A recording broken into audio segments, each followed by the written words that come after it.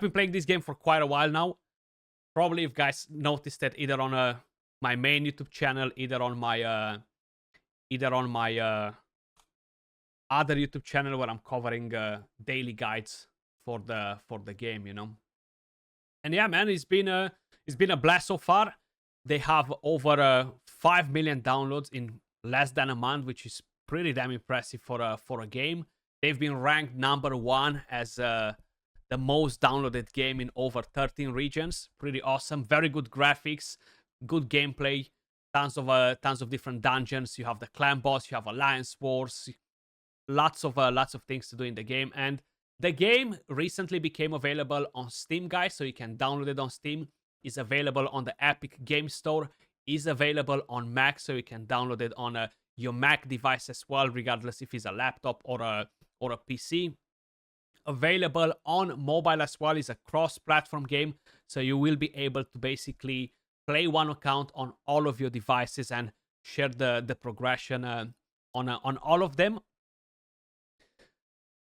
They do share some D&D elements like puzzles, duels, dungeon runs, even a character creation, and we do have some awesome character designs in the game. I recently available on PS4. I don't think so. That's literally like the only place where you won't be able to find it at the moment. The consoles, I think, yeah. And it's the most free-to-play game out there. You got that right. You got that right, Lady Valkyrie. You know it, you're playing it, you know, so you can vouch for it. I don't need to try to upsell it or anything like that. I recently pulled this legendary hero, Reita.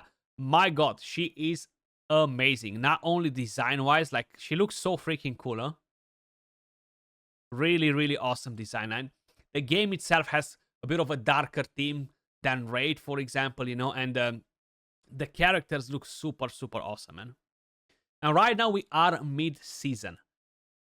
We're kind of like farming a lot of dungeons to up our gear.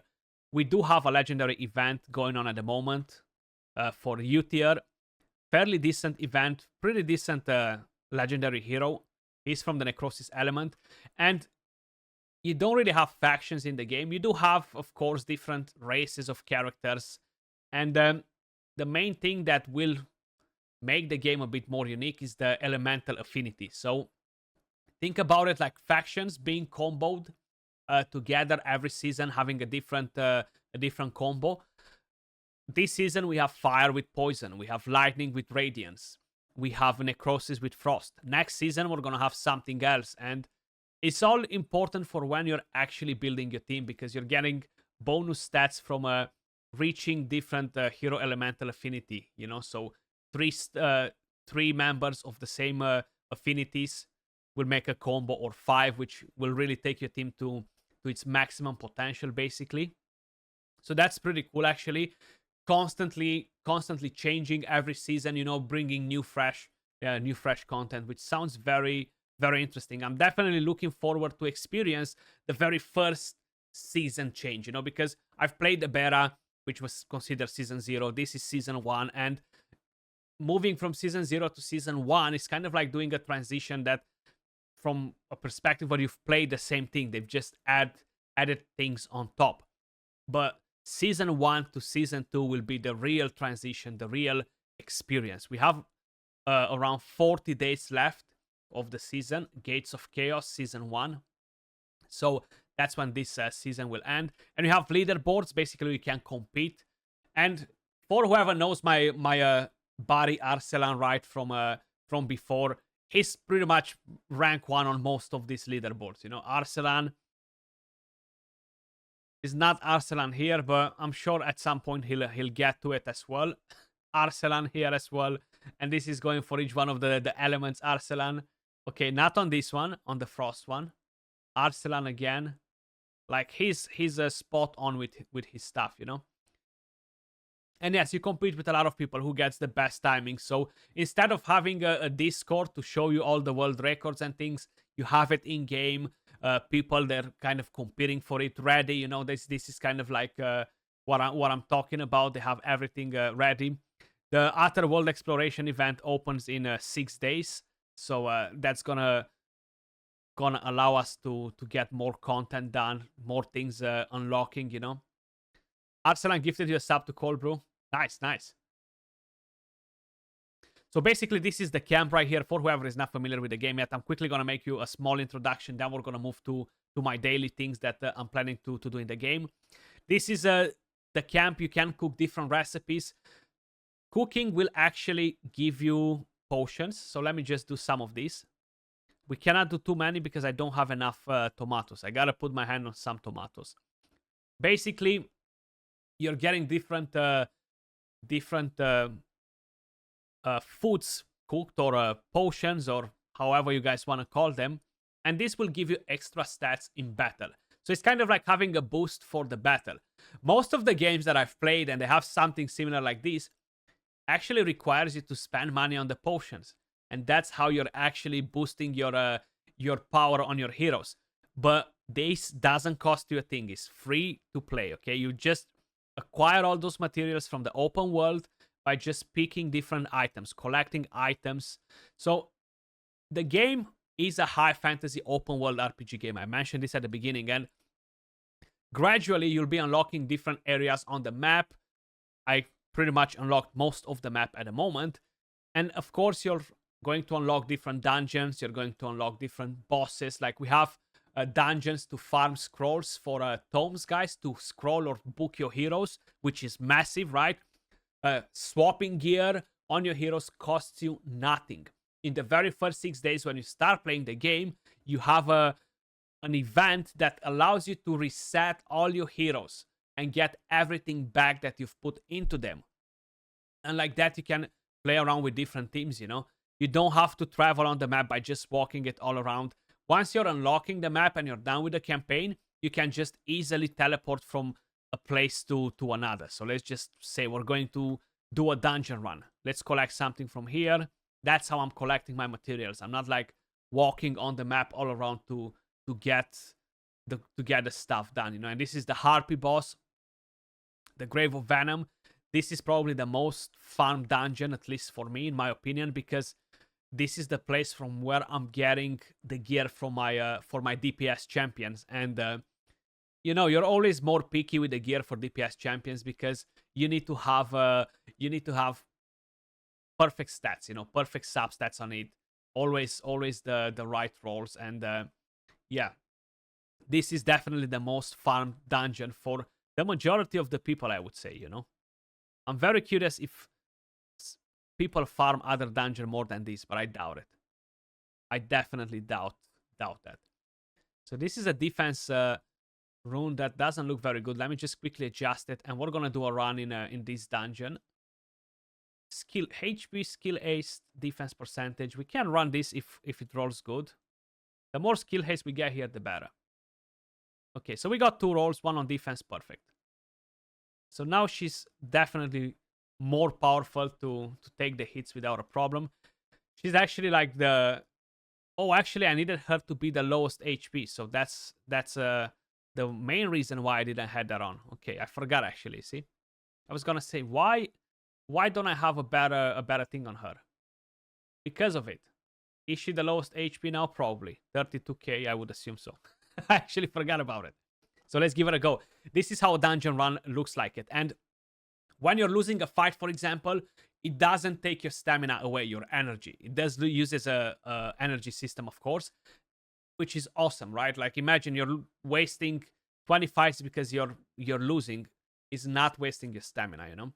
And when you are getting the rewards, you're getting more than 1 piece of gear. You're not just getting 1, you're getting materials for the forge, which will allow you as well to go back at the camp and forge more pieces of gear, which is awesome. You have a different thing called in the game, the Philosopher's Stones, which enable you to basically increase the rank of your gear. Let's just say you got a god roll piece of rare gloves, crit damage gloves with crit rate and attack, and you want to make them epic. And then those epic ones, you want to make them legendaries. You're going to have the option to do that. And there's a lot of content in the game, a lot of bosses to slay, a lot of loot to collect. The game is very lore intensive, I would say. So if you are a big fan of story modes, you know, like with a very immersive lore, definitely the right game for you, you know. I tend to click away from it. Like I'm not really a lore person, but that's with all the games that I'm playing. Literally all the games that I'm playing. Even if they have cinematics, I tend to skip through them. I'm like, just let me push me straight to action. Let me just do my things. You know, that's what I want to do. That's what I want to do.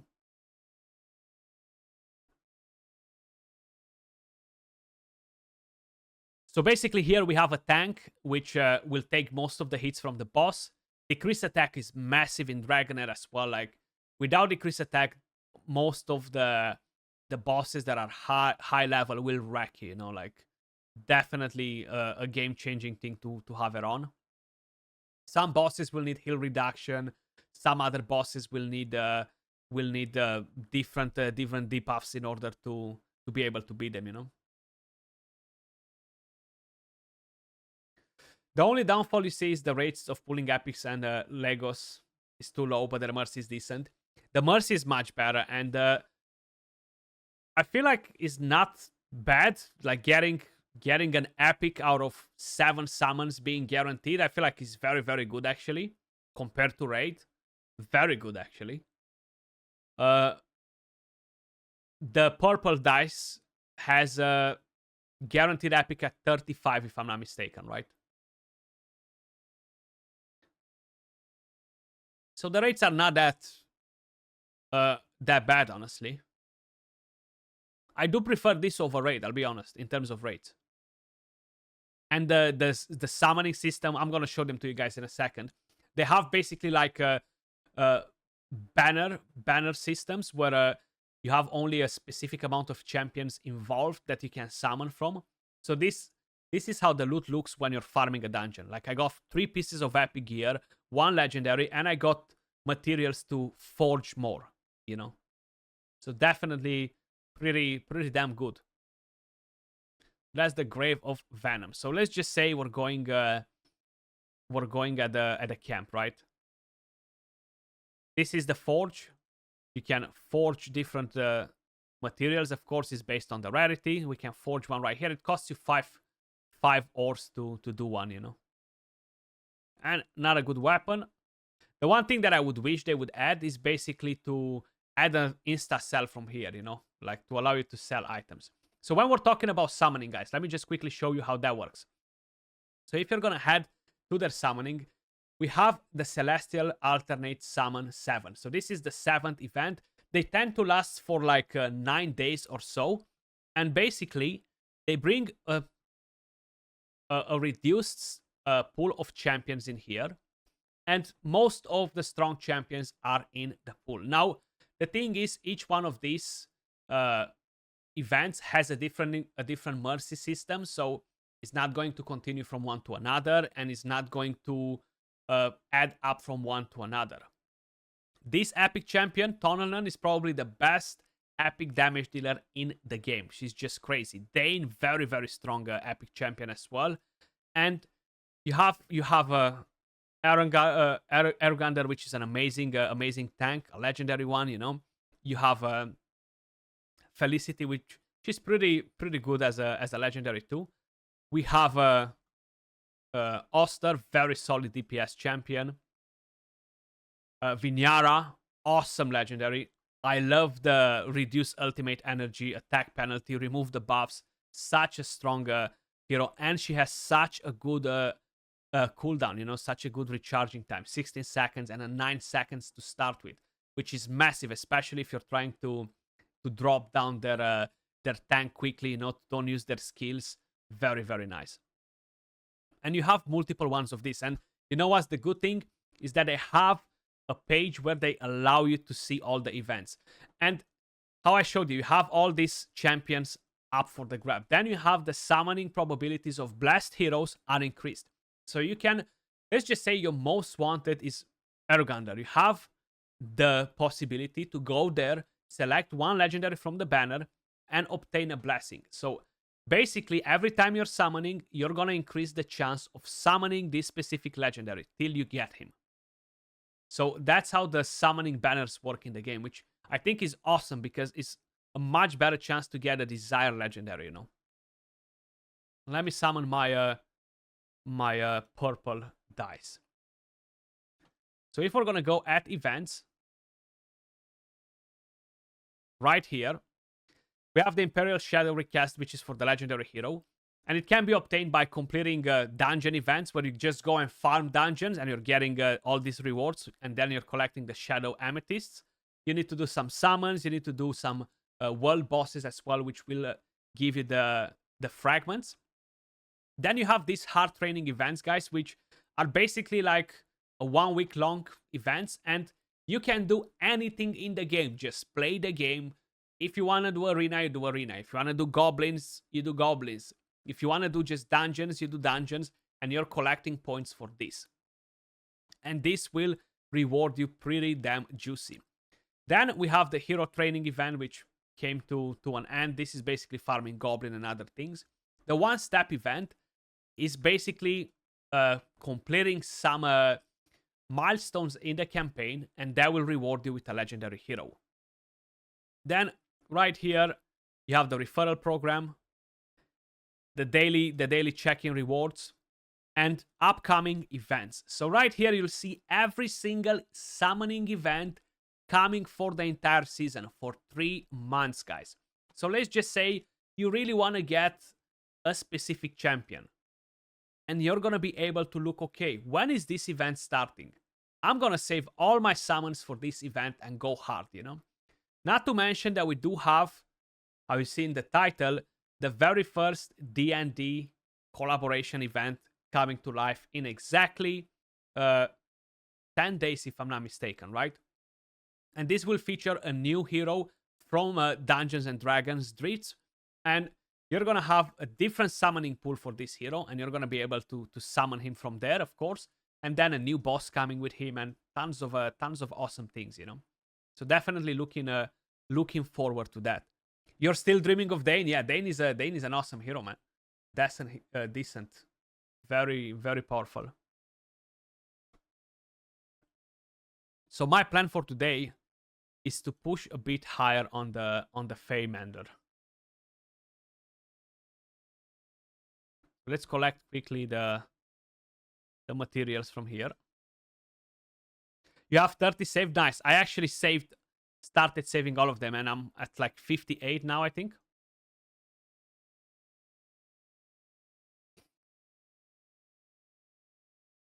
I hope the hero is gonna be good one. A good one, a strong one, you know.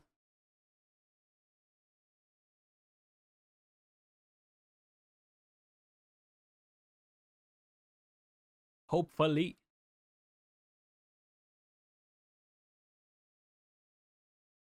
But if you guys like what you see on the screen, if you are not playing Dragonheir yet and you want to get involved, you can click on the image you see below, guys, to be redirected to download the game. That's going to take you directly to Steam. If no, I have a different link in chat, and you can just do Dragonheir. Click on that link and download the game, try it out. I can definitely tell you that you're not going to be disappointed. I'm very curious as well if we're going to have the same mercy and how hard it will be to summon the hero, of course. Very curious as well, actually, yeah.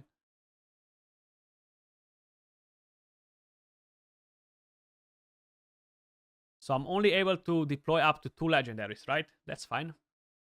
I don't tend to use more than that anyway.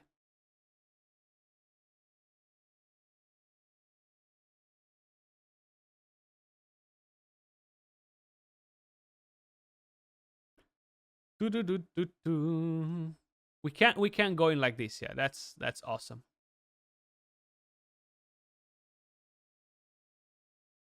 And we can keep the attack for City of Trials. Let's go.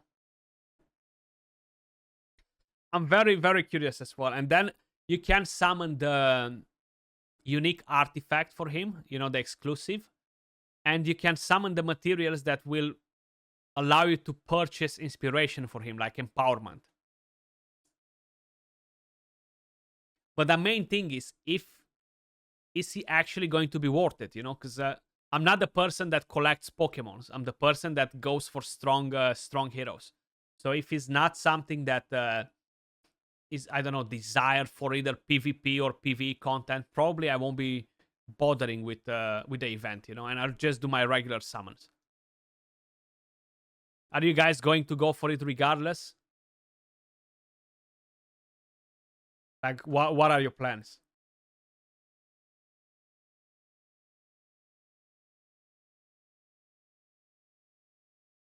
Oh, I forgot to turn the in-game music on. Give me a second.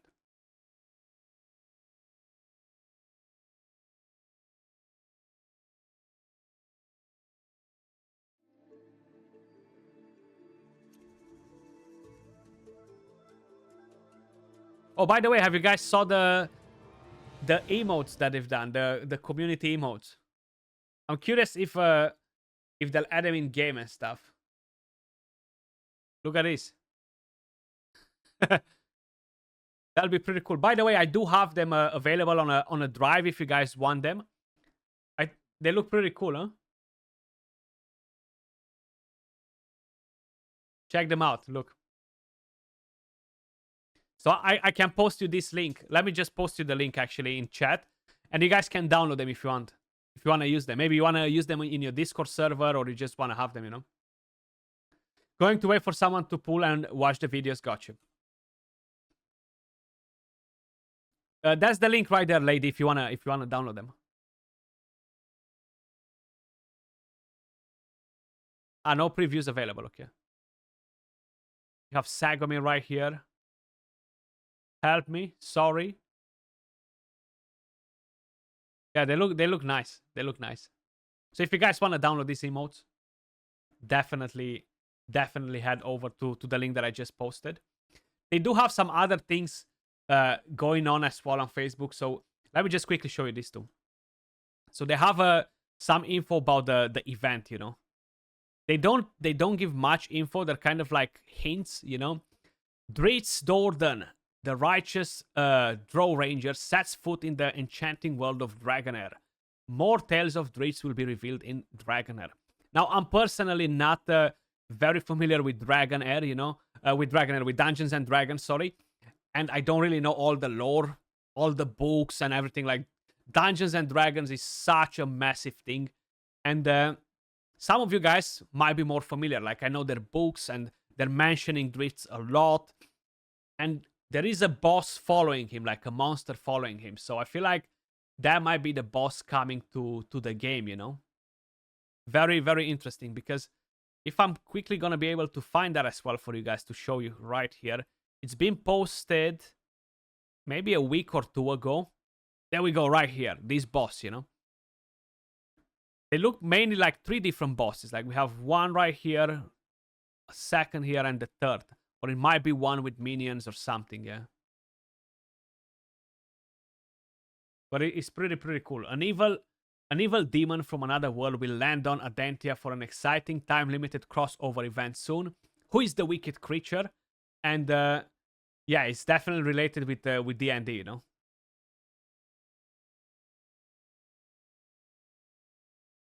But I'm not really sure who. Maybe some of you guys might be able to fill me in as well. Yeah, that's what I'm very curious to. And what I'm wondering is if the new boss will drop some sort of rewards that will allow us to make Dritz stronger, you know? I have a feeling that I'm not pronouncing his name good, but you know me, I'm always butchering names. It's nothing personal. You played D&D back in the 80s and was Dungeon Master for your boys for a couple of years in the 90s, but haven't played since the late 90s. Gotcha. Yeah, I feel like maybe a lot of things evolved since, a lot of things changed probably, you know?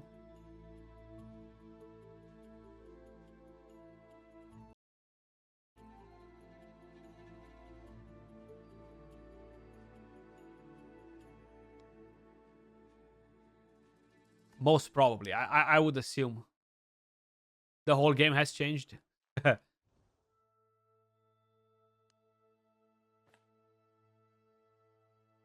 Able to deploy up to 1 legendary. Lovely.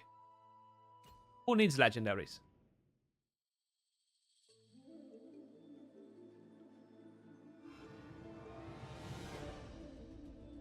I don't even have one in the team.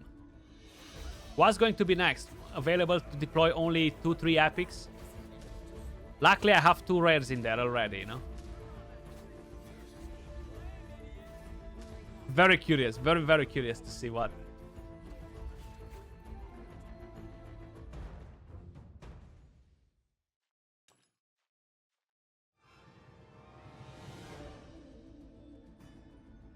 How far are you guys in the Fey?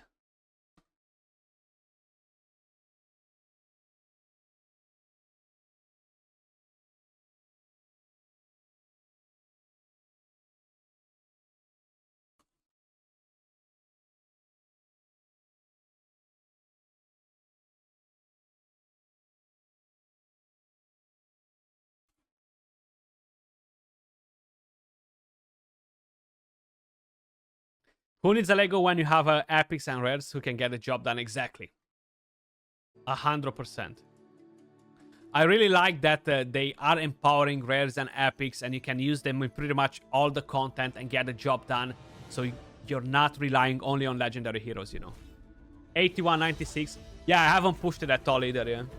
I was actually saving it for the streams, you know, to be able to do it while we're chatting here and stuff. And like this, if anybody's stuck, might get different ideas. Or maybe I'm gonna get stuck and I need different ideas from you guys, you know? That's another possibility. It gets harder once you reach level 100, though.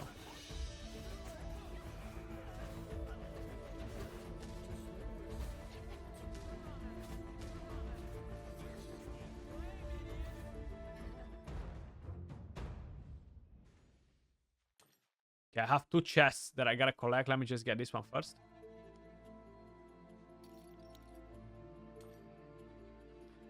XP potions, thank you. I need them actually. I need them. I leveled up so many heroes since last time since last time we streamed, guys.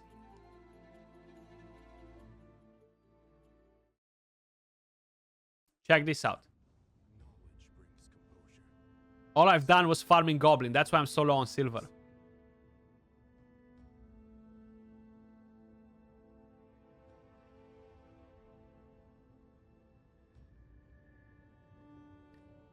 It's going to be hard to do the Trials of Pillars with the Frost Necrosis. They don't have very, very good support at the moment. At least that's kind of like how it feels. You want to get a final boss beater? Nice. Nice, nice, nice.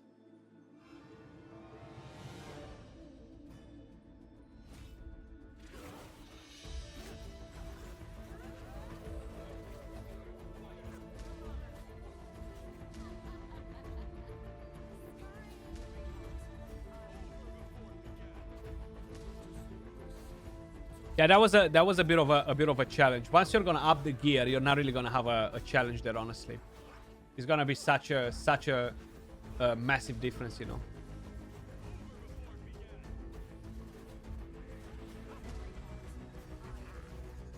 Ray D, what's up? How is it going?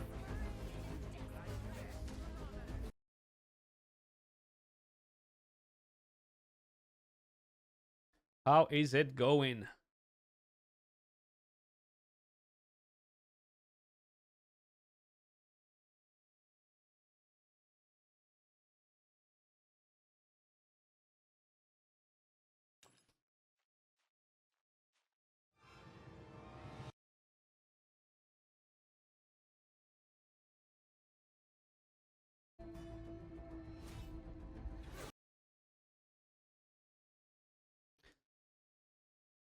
All good. You installed Dragonheir the other day, but you haven't started yet.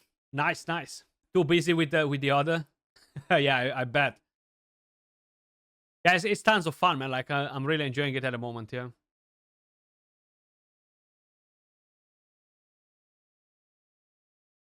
I'm patiently saving my summons too.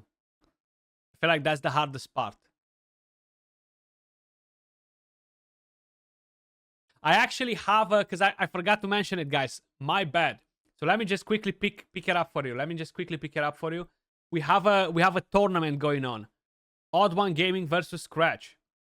November 9th. So that is going to be not tomorrow, the day after. And let me just quickly show you.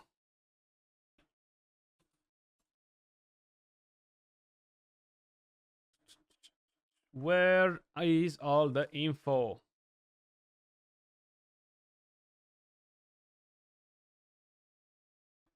Okay, timelines. There we go. So versus Odd One Gaming. Check this out. We had Cold Brew versus Stew Gaming. We had Arsalan versus somebody. I can't remember who he faced. And it was tons of fun, man. Maki Mak, what's up? So basically, you get a fresh new account on the test server. You get 100 summons. You get the exact same gear, which you're not leveling up, so you don't have the element of RNG, right? And you're gonna have to defeat the opponent in arena. Now, Dragonheir has a very interesting thing, unlike other games, where you have duels. You can battle your friends, okay? So I can invite you to battle me in an arena match and test a lot of things. It's a lot of fun to do that, you know? I'm not sure how many of you guys already know that. So basically, you can fight your friends as a practice mode, you know, as a duel. Very, very cool.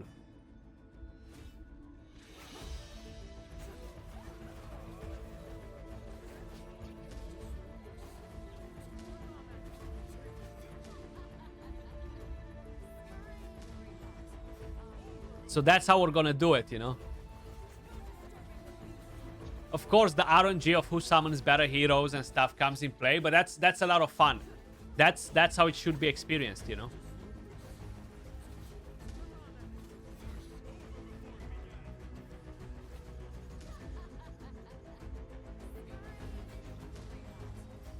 At 28, 18, and 9. RL, I'm at 9 as well, if I'm not mistaken, yeah.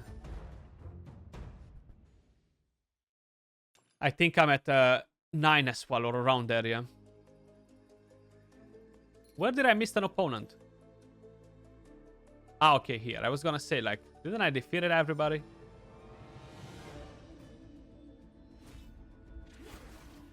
I was convinced that I did.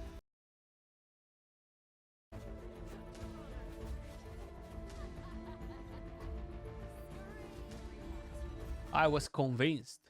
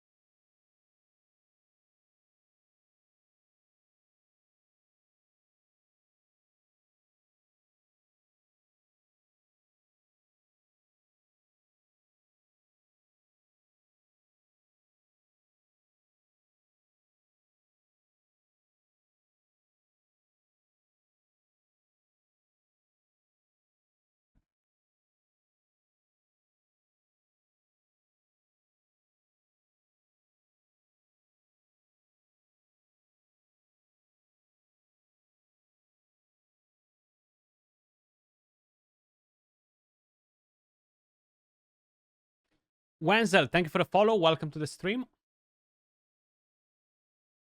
How are you doing? So what we're doing right now, guys, is kind of like a tower, like a floor thingy. Like, yeah, I would call it similar with a tower. It's more of a labyrinth because you're basically having a lot of different stages with a lot of different enemies. You'll be encountering every single champion in the game here, you know, and once you defeat it, you're going to collect a lot of awesome rewards. So we're slowly climbing floors. We are currently at floor number 52.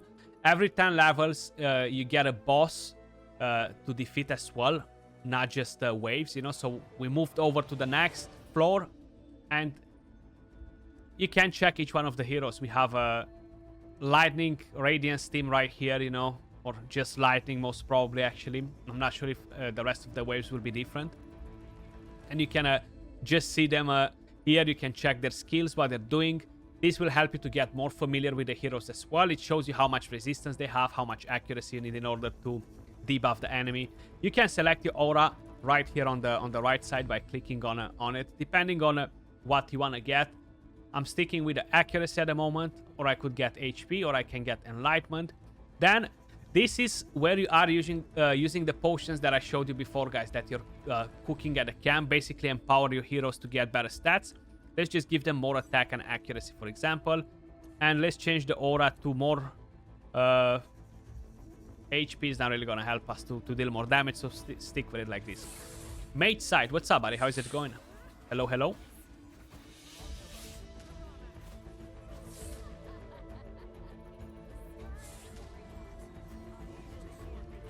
The game has debuffers, has support heroes, damage dealers, tanks, you know, kind of like the typical things that you would expect to see in an RPG game. And the way you're positioning your heroes is way more important here than in any other game, because you have a grid system where each one of the moves is actually important. Think about like a chessboard, you know, and it is very, very important to position your heroes right.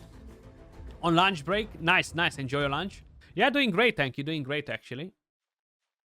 So let's just move over to the next one you see. So right here, when I'm moving my tank from the front, it shows all these lines on the screen. Basically, the red lines is who attacks who.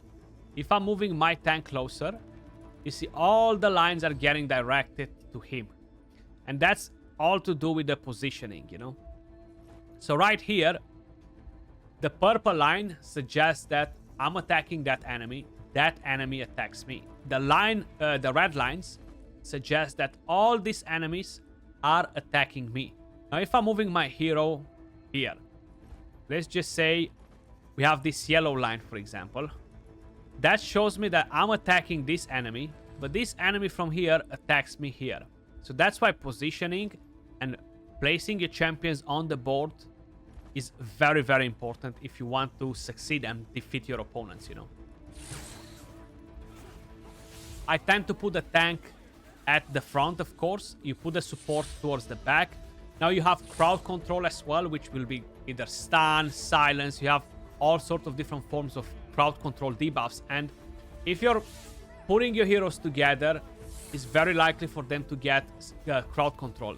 It's better to spread them on the board to avoid all of them getting hit at the same time, of getting debuffed at the same time, you know, just to kind of like have a bit of upper hand.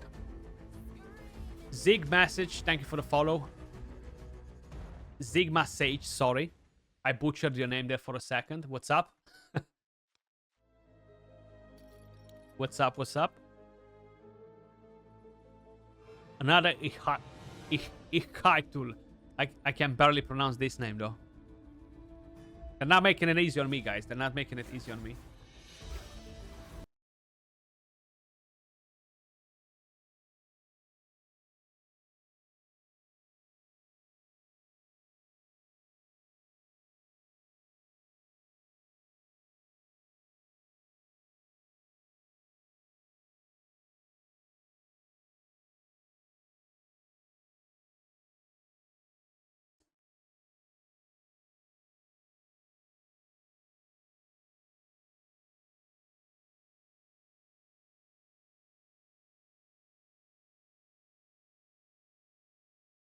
And we got this stage down too. At the moment, I'm still overpowering them because I haven't rushed to push the Fey Meander, you know. So it's still gonna be a bit easier for me to push through the stages now, which in a way is good because we're going faster through them. We're not struggling at the same time, you know.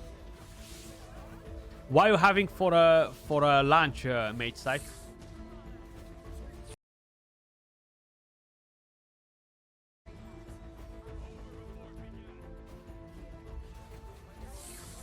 Furbart, such an amazing tank. Such an amazing tank. Like, look how many debuffs we have on everybody. They do have quite a few buffs on themselves, but we're doing a good job at putting the debuffs on them, you know. Ivelios, Shaltar, the Grishnar, Parivol, and the Ihuikatl.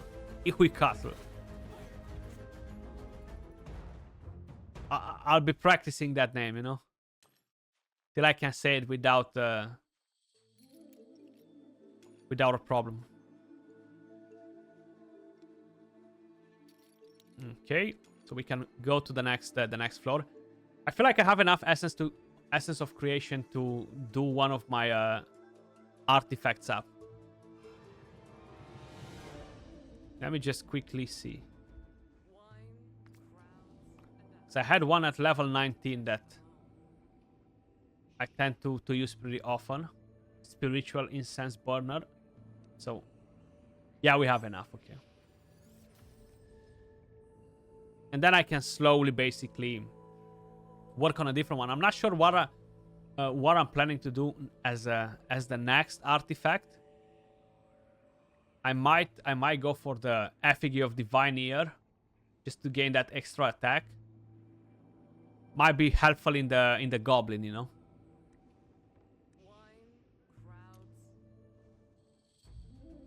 Let's get this one done. Yeah, he's definitely very strong and worth the $1 chest, you know. I mean, if you're playing the game, right? If you're playing the game and you're enjoying it, spending $1 is not the end of the world, you know. Like, you're supporting a bit of company as well, you know, to be able to further develop the game that you're enjoying, to further develop your hobby, basically, you know. So I think is a very good price for something like that. And I hope it's a seasonal thing, you know, because I want to be able to get the next awesome epic hero like that in case if I'm not summoning him, you know.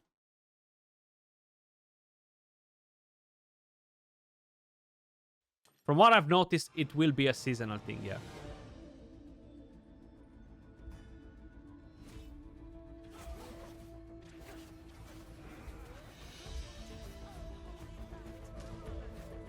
To just get your butt in gear and you need to start streaming. Hell yeah.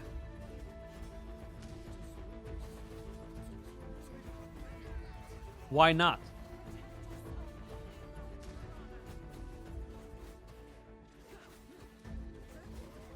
Gillian, man, I want this hero so much.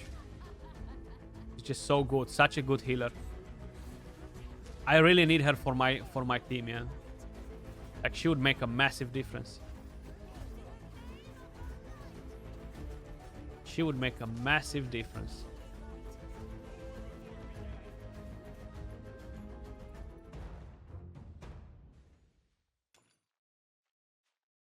Maybe I will summon her soon. So I have 2 bosses left here, 1 more chest to collect. Catherine, another awesome healer. I'm such a big fan of Catherine. You get the massive heal like Hexandra does, but you're getting immunity at the same time, you know. And then the rest is actually very similar. You get defense up on an ally with a battle skill, shield with a passive. Such an amazing hero. Elton, I summoned him recently. He deals so much damage in a Radiance team. It's crazy. What's your opinion on Feuerbart versus Urgander? So, Urgander was one of my most wanted legendary champion in the beta. And I'll be honest, I have friends that have Urgander and Feuerbart. And Urgander is great in some specific content. I would definitely use him on the Violet Dragon for stage 3 to land that decrease attack super quick on the boss. Other than that, I don't think I would prefer to use him in the rest of the PvE content over Feuerbart. Just for the simple fact that he brings that healing with him, you know, and he brings the passive. Urgander is nice with the taunt, nice with the immortality, so I feel like he's much, much better for PvP, you know. But still, one of my most wanted legendaries, even in the present, you know.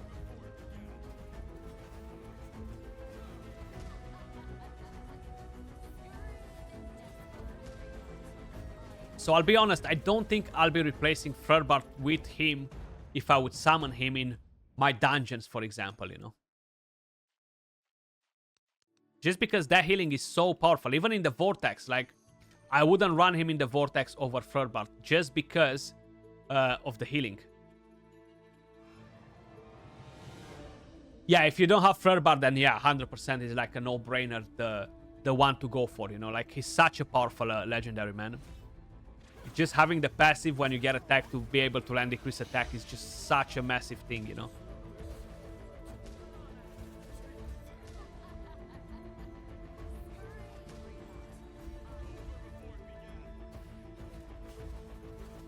Yeah, if you ever pull him, definitely in some areas locations he performs better because of the healing, you know.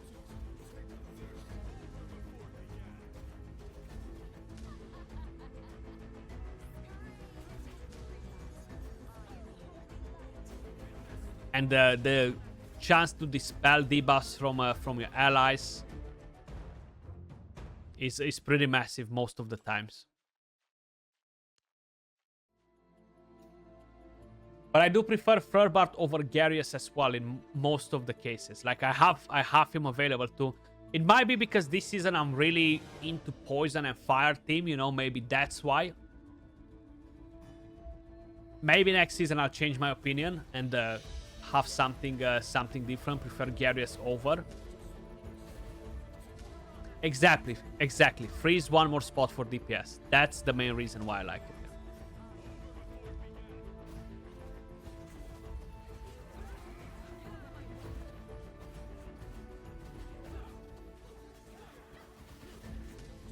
That was a cool animation, huh?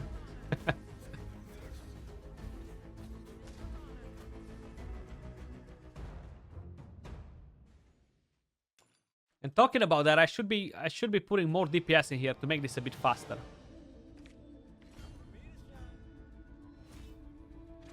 I've just realized that I had 3 supports. Almost 4 with him in there. Karaman, such a nasty epic. I really wanted to try him in the Vortex, but then I pulled Tunnelman and I haven't bothered with him, but he's so nasty for arenas. Very similar with Questa, if you guys know Questa, the Necrosis one. Yeah, Tunnelman is strong. Like, I bet you have no regrets. Like, she deals so much damage. Like, in my Vortex team, out of 30 million damage on a difficulty 4, she deals 20. You know, that's how crazy she is. Crazy good.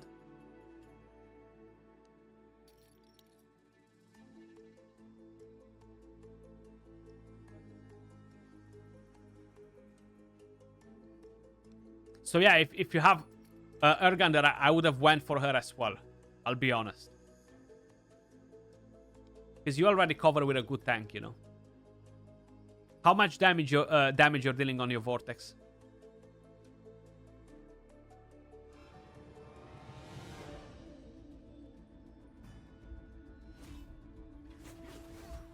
Tunnel was the last epic you pulled during the beta, and you did a happy dance pulling her. I bet, yeah, like she was so awesome, huh? I bet you'll be doing a happy dance to get Day now, huh?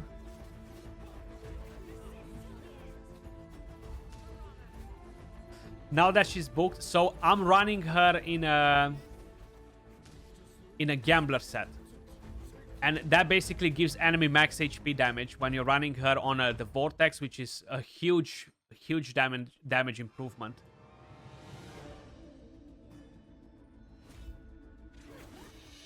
You're not super optimized, you're only on the 3rd stage. Still pretty good though.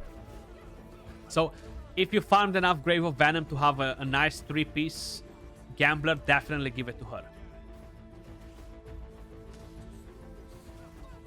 That will add a lot of damage.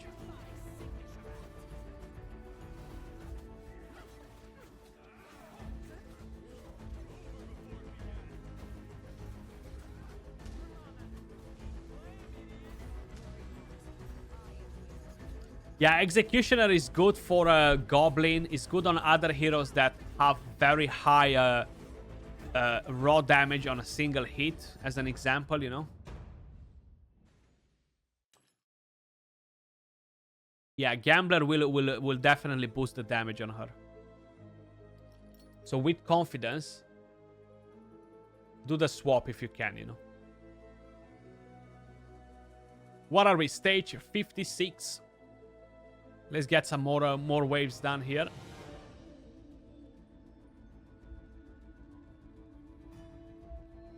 And if you haven't subscribed yet to my YouTube channel where we're covering Dragonheir with daily guides, make sure you guys click on that link to subscribe. And if you haven't downloaded Dragonheir just yet, guys, what are you waiting for? The link will be right here for you in the chat, you know.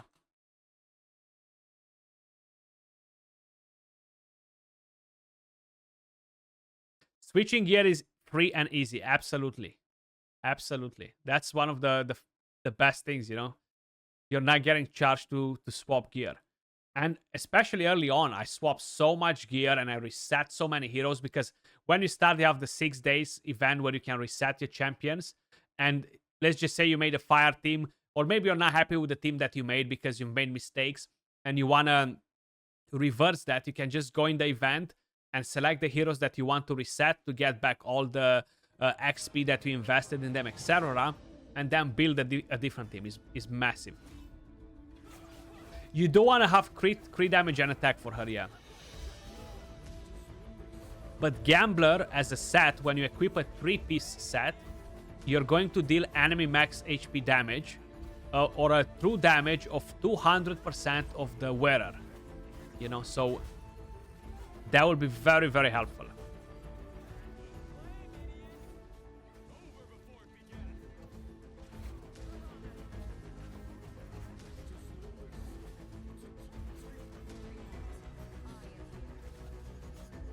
I changed the gear on my Erich recently from an Executioner to Gambler, and his damage went up substantially.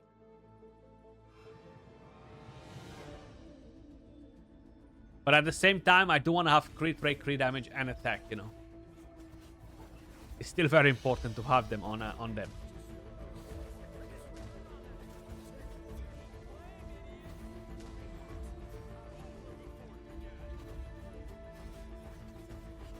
Let's hydrate a bit.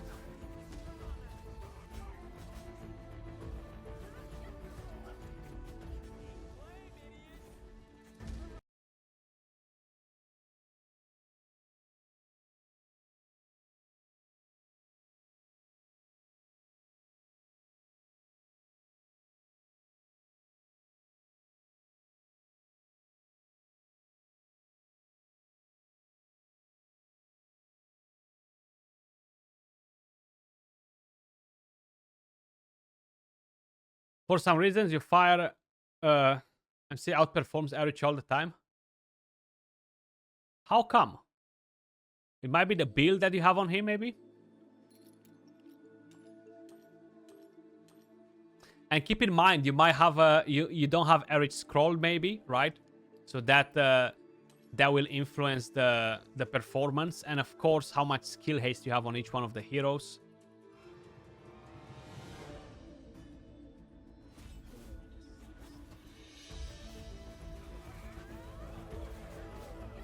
So that will influence all that, you know. And are you running the Crown of the Unclean or the Witch's Remains artifact on any of your heroes for the defense down?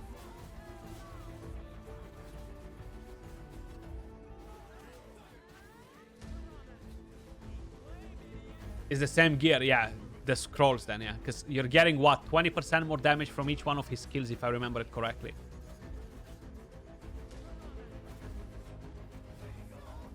So I recently scrolled mine, and the reason for it, when you have an artifact that lands a debuff, like the Crown of the Unclean or the Witch's Remains, will have a specific chance of landing the debuff on the enemy. Now, when you are, let me just quickly show you what I'm talking about. I'm moving to the next stage now, and when I'm about to deploy the heroes, I'll show you. Because it's easier to do it like this, so I don't go back and forward on different screens. So check this out. I have Witch's Remains, right? 60% chance of inflicting defense penalty. But because my Frerbart only attacks one time, he only has that 60% chance to land the defense down once. Now, if I'm going, for example, to Erich with his ultimate skill summons 5 meteorites to strike the designated area. So when he summons those 5 meteorites, he basically has 5 chances to land the defense down with this skill, because there are 5 different hits. And that increases the chance of landing the defense down substantially, right? Like, instead of 60% chance once, you're gonna have 5x 60% chance to land it, you know? So it's game changing to use it on the right heroes. That's why you either use it on Tunnel Nun, either on Erich. Now, my understanding and my own experience tells me to use it on Erich, because Tunnel Nun, as a champion, she out damages Erich like more than double, okay? And because of it, I want her to have full damage. I want her to deal as much damage as possible to ensure that my team is going to perform very well. And I decided to give the Witch's Remains or Crown of the Unclean when I'm doing the Vortex, the Temporal Vortex, for example, to Erich. You do need to build them with accuracy, so they do require accuracy. Now, that meant that I had to sacrifice some stats on my Erich. So, usually, he has the Witch's Remains here, which will add more accuracy on him. But I have less crit rate, which is unfortunate. His attack is still fairly decent at around 4k when I don't have the Eyeball of the Giant on. And the crit damage, crit rate are similar. But my next step is to get a couple of upgrades and try to get his crit rate to near 100%, you know? Yeah, he's more of a support DPS. That's how I'm seeing him as well, yeah.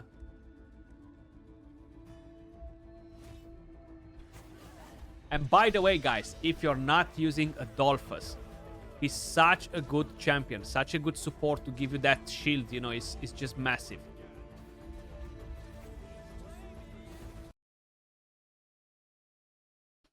Like, we've been showing him lots of love recently. Lots of love.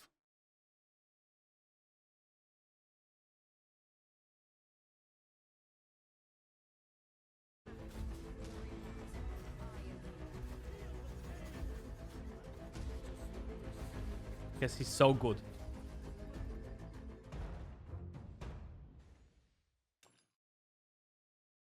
And where are we? 57 at 60. We're gonna get the Heliolite dice. So we're gonna get another summon. Seems like we're fighting Frost, the Frost element now. Troll got a pretty nasty legendary. A pretty nasty legendary, actually.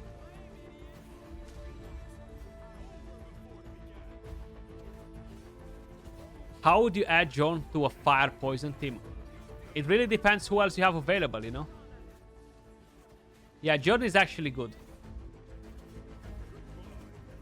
If I remember correctly, is the dwarf, right? With the gems, yeah? I'm not confusing him, no?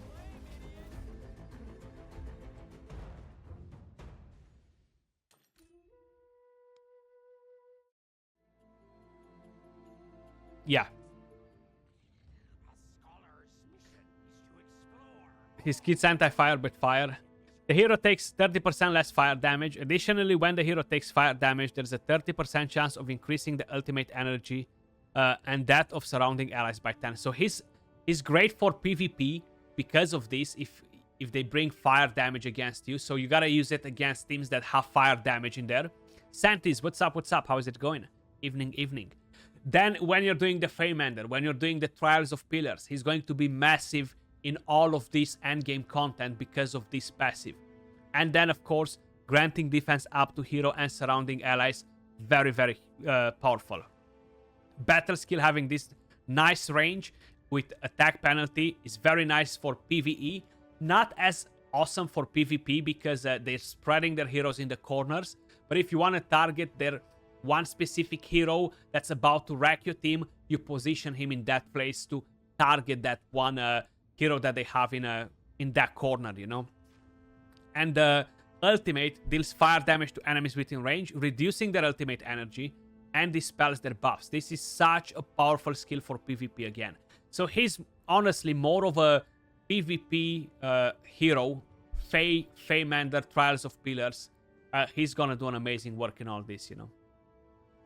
Yeah, more PvP niche and PvE, but mainly where you have a lot of waves and stuff like this, you know. He's a great one. Like, I would like to get him. Yeah, I would like to get him 100%. Yo, Skyterix, what's up, brother? How is it going, man? At 17 million on Vortex 3 now, can get first reward on 4. Oh, you're so close, though. You're so close. This week is actually harder for my fire team, you know? I thought that would be easier than last week, but it's harder. Definitely harder, yeah.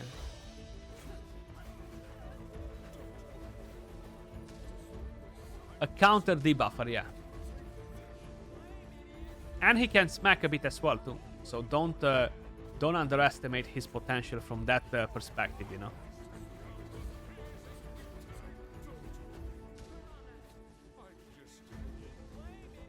Like, he can do lots of work. Lola is crazy hero. She's pretty good too. Yeah. Good damage. Decrease attack. And the crowd control for PvP is massive. Not being able to use your battle and ultimate skill is crazy. So you don't have debuffers for defense down, Santis. You need to get the artifacts, bro. So there are only 2 artifacts in the entire game that do it. Crown of the Unclean can only be placed on a single target and is the smaller version of defense down. But it has a 75% chance to land this. Then you have the legendary version, which is the Witch's Remains, the one that I have. This can be placed AoE, is the bigger version of defense down, but is only a 60% chance. And that's it, you know. You have no other way of landing defense down. At the moment, I'm sure in the future they will be bringing some heroes that can do it.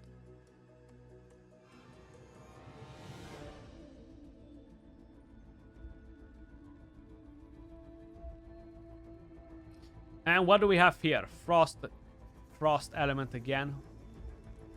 Gardress is very nice. So this is very strong for arena as well. You get knocked back. You have the recharge speed. You have stun for 3 seconds. When you're stunned, your ultimate energy doesn't recharge, you know. And then you have like decreased speed basically. It's a 30% reduction on your ultimate energy. Very, very nice, yeah. I'm using him in the Trials of Pillars, you know. Or Pillar of Trials. I'm always saying it the other way around. I'm always saying it the other way around.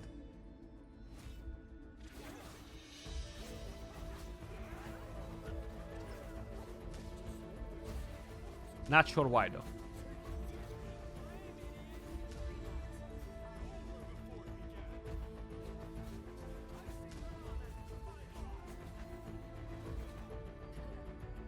I gotta work on the tier list this week necessarily. I wanna update a few heroes and I wanna put some filters in as well. I definitely need to get that organized this week.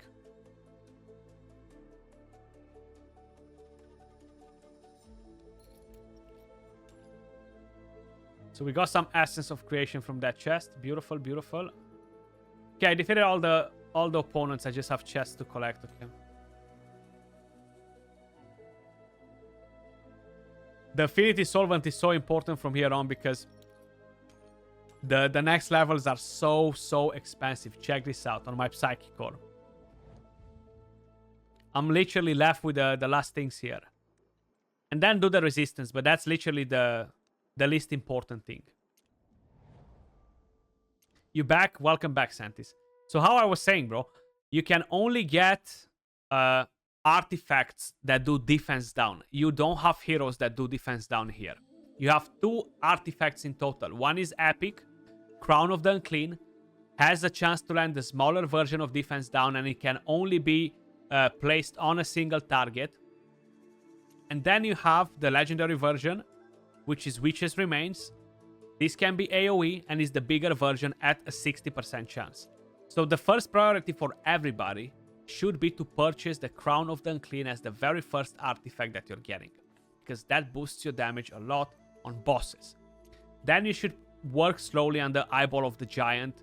Very good artifact, you know. Get the spiritual incense burner, good for support heroes. You can get a scarab, great for tanks. Platinum Night Shield, pretty good as well for AoE damage reduction. Arcane Music Box helps you a lot with the crit rate and deal damage when you're under shield. Manticore statue is good to boost your attack. Not very useful for most of the heroes because they need to have very good battle skills in order to really boost your damage. Effigy of Divine Ear gives you ultimate energy on kills. Very good for the goblin. You're getting more attack too. So there are quite a few that you want to utilize, you know. Ah, gotcha. So you're missing a good cleanser. You don't have Vikak, I would assume, right? Or something similar.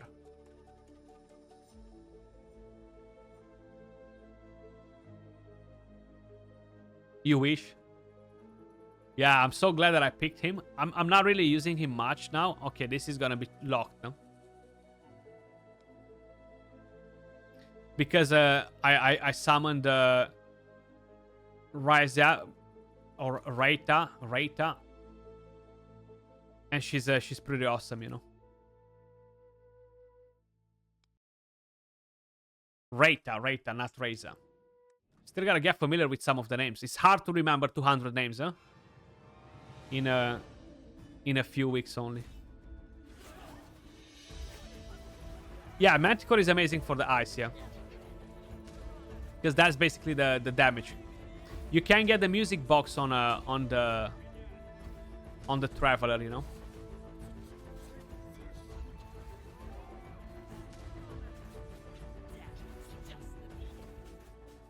Vikak was life-changing for your Phoenix runs. Yeah, solid. For me, it was game-changing for the Rot and for the Vortex. That enabled me to push to the last difficulty and almost get the top chest. I was most probably gonna get the top chest with him. But then I summoned Reita, so I replaced him.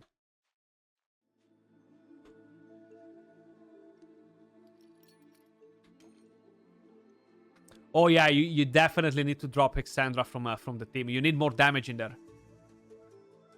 So my only healer in the Vortex is Frurbart. Nobody else.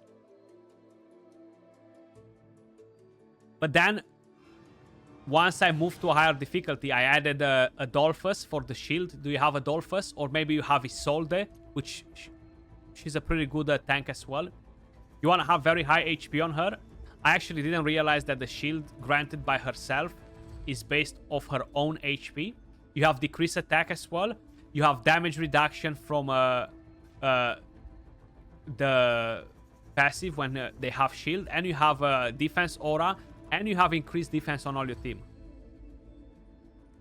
Yeah, the Traveler is awesome being flexible like this. Definitely. Nope and nope. Ah, okay, damn.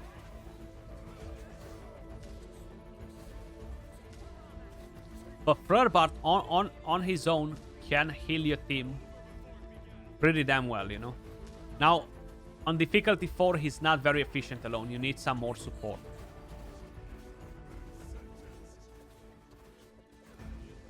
The thing with Hexandra, for example, she doesn't really bring you anything else to the team. So I find it pretty hard to recommend you to use her in there because of that. You know, like if she would bring more interesting things to the fight rather than just the healing, maybe some damage or something would be nice. So right now your team is Frurbart, Thea, Alfie, Erich, Hexandra. Yeah, you definitely need a few changes in there. 100%, yeah.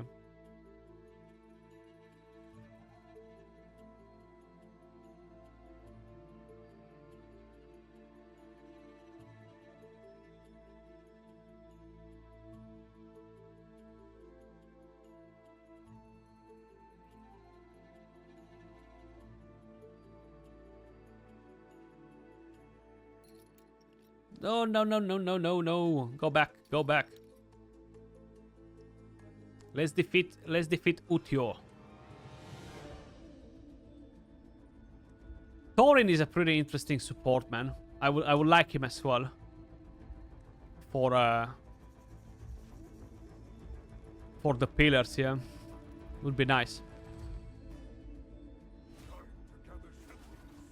Your pulls aren't going well, you need some upgrades. 100%. 100%.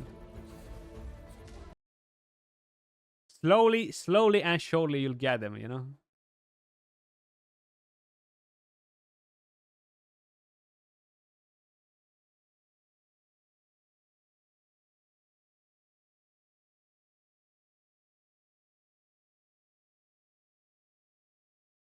But the shield from Adolphus is actually so good for the Vortex. And this week we have a damage reflected from shield multiplier, so you're getting extra damage. Tunnelden, instead of Tunnelden alone, she will take you to the next difficulty easily. That's how good she is.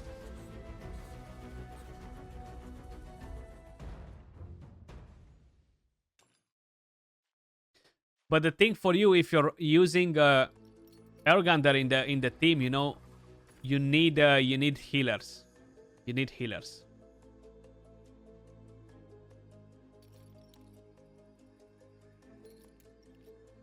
Then I clicked on coming here. Why did it took me there? That's why even if I would have Ergander, I would still use Frorbart in the Vortex, you know.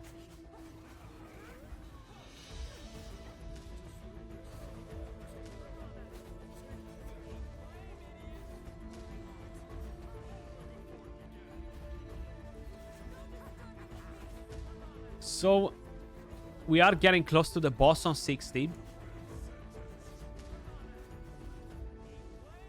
You're farming Rot. You gotta farm Curse, Grave of Curse.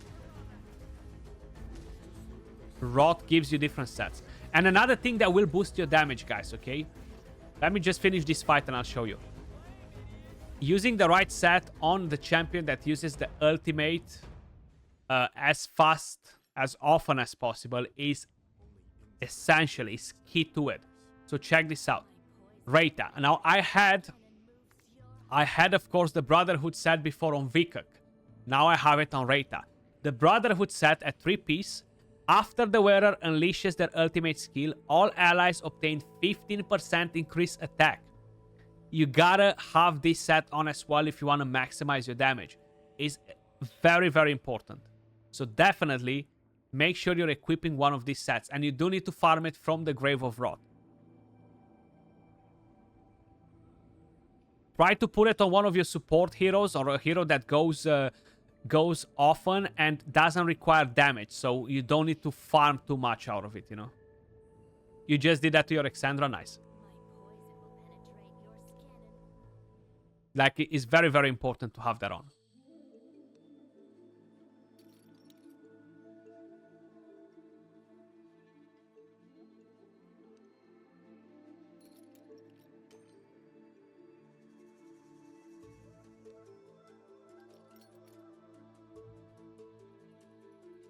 Preferably if you could time it to get that increased attack before your heroes are using their ultimate skills would be amazing, you know, because that will definitely improve your damage.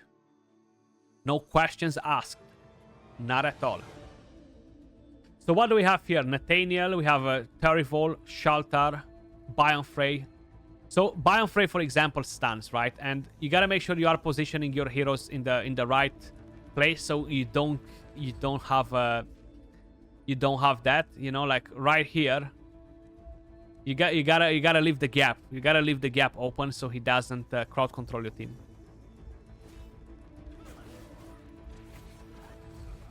Getting stunned is annoying. You should prioritize using more stun sets for this sort of content. I'm not really using it on more than a hero. I only have it on Voresh at the moment. And at the moment, I'm running Poison Fire Element. And I will have to change my teams later on. The harder the Fey will get, you know, the more I progress into the Labyrinth, the more I'll have to swap heroes in and out. At the moment, I'm still overpowering it a bit because I left it behind for so long, not playing it. I kind of like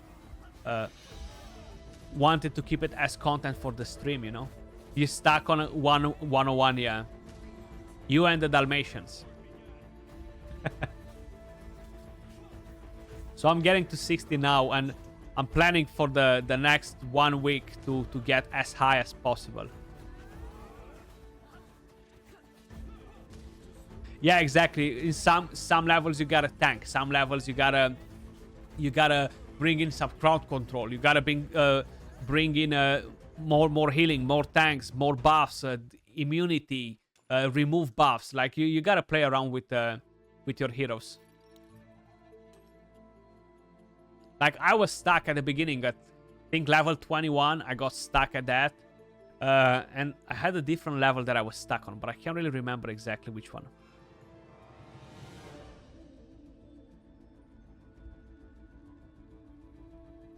Like Grover removes buffs, okay? So he removes buffs with the ultimate. Then we have Nesjenka. She just jumps to the enemy with the lowest HP and starts hammering the champion. So you need some support to make sure she's not gonna create you issues.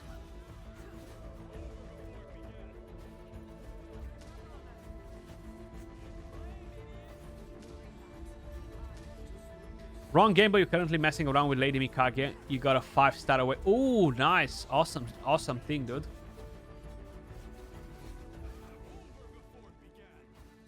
Five-star blessing on her is awesome. Depending for what you want to use her, but probably if you want her for the Fire Knight, Phantom Touch would be good. If no, Cruelty is a very solid option.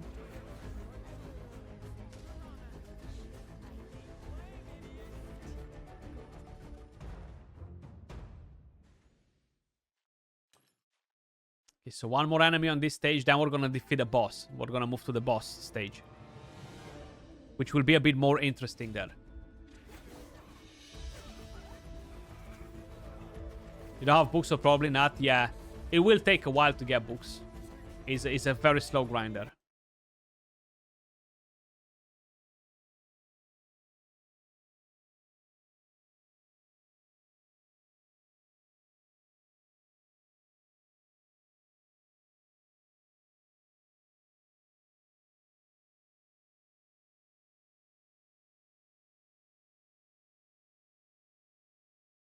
Okay, so this is getting melted too.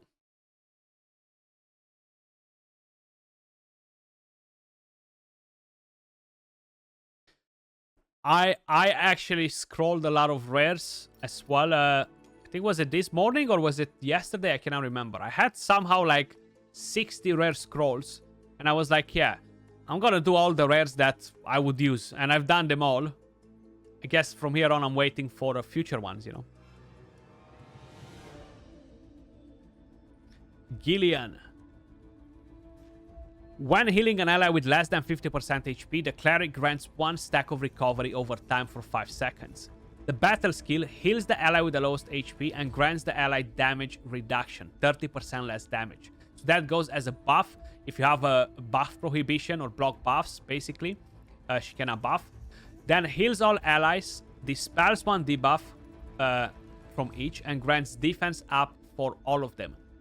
She would be so powerful in the Vortex team, guys, together with the Radiance or Lightning team because of the cleanse, defense up, and the healing.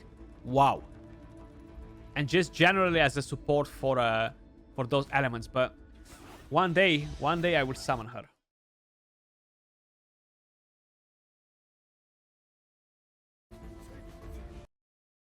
Hero stays scrolled through seasons, yes. So once you scroll the hero, you have it scrolled. They are materials that will allow you to reset the skills on a hero and get your scrolls back. But I haven't seen from where you purchase those. Probably they're not available this season unless I completely missed it. But I don't think that's the case. I think they're just not available in season 1. I think they will be available in the future. But if you're clicking on one of your legendary heroes, for example, you will see that you have the option to reset skill right here. And you need a Oblivion Scroll.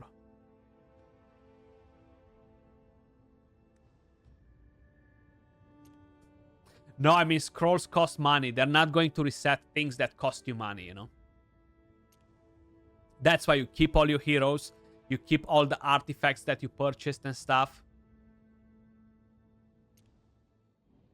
So they won't be messing around with those sort of things. You know, it's just mainly to try and create a new game with the seasonal experience, you know, and yeah, just basically evolve the gaming industry, you know, this evolution.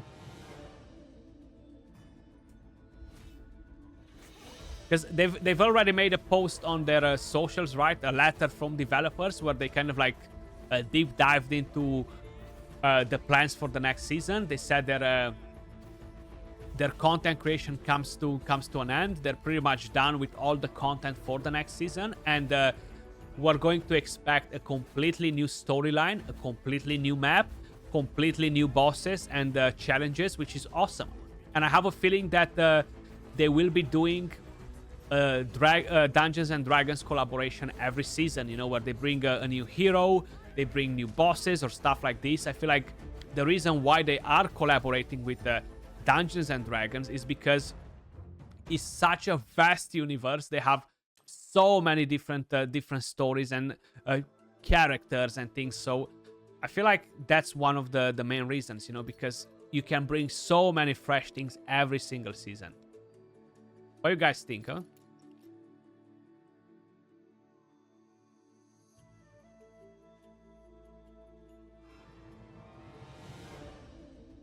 Quarian.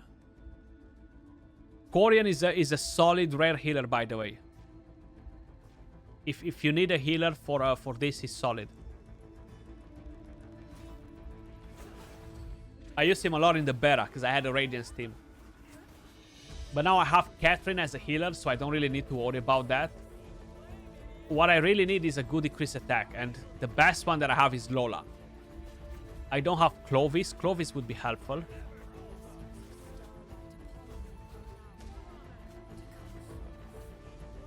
But I think I have 5 purple summons that we're gonna do after, and that will give me Clovis.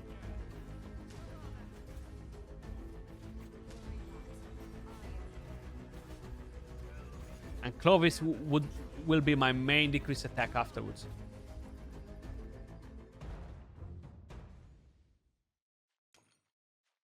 Okay, let's defeat the Lady of Greeneries. Nothing there, huh? So every 10 stages, guys, you are encountering a boss like this. So basically, not only that she looks awesome, look at that, but she's poisonous as well, okay? So you really need to bring in here champions that will either give you a cleanse, will either give you multiple cleanses, either give you block debuffs. On top of it, you wanna position your heroes right, and resistance is another very viable option in this content, you know, to ensure that you're going to resist the poisons.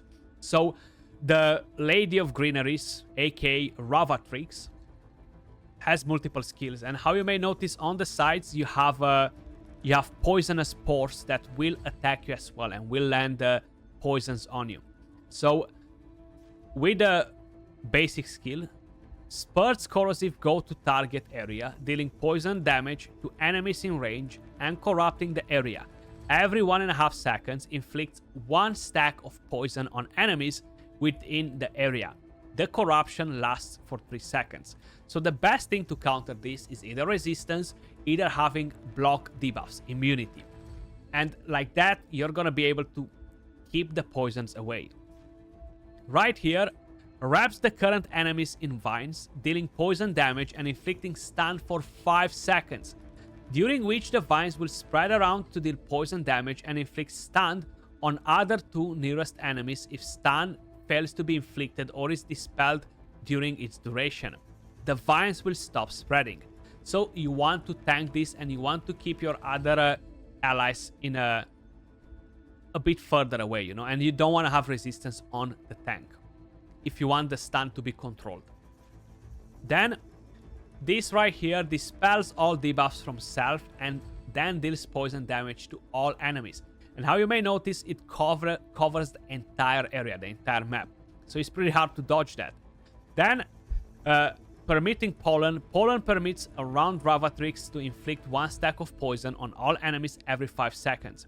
Revatrick gains 1 stack of total damage bonus with every 1 stack of poison that is successfully inflicted, guys. This is a lot of extra damage, 0.5% for every stack. You cannot remove it or block it or anything like that, and she will be putting a lot of poisons on your team. So block debuffs is, together with resistance, are the best counters to it. We're gonna try to do it with none of them. I'm not sure if we're going to succeed. I am definitely very curious if just shield and healing will be enough.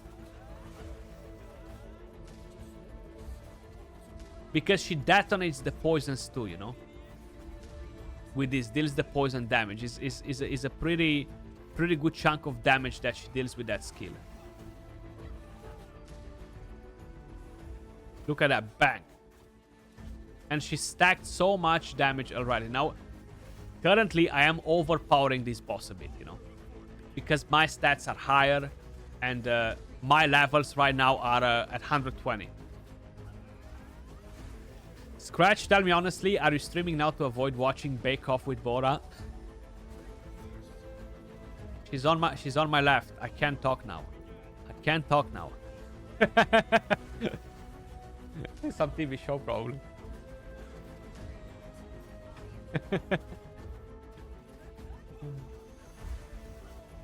Nah, she's good. We were actually trying to watch a movie for quite a few nights, but we just didn't got to it. The new Indiana Jones.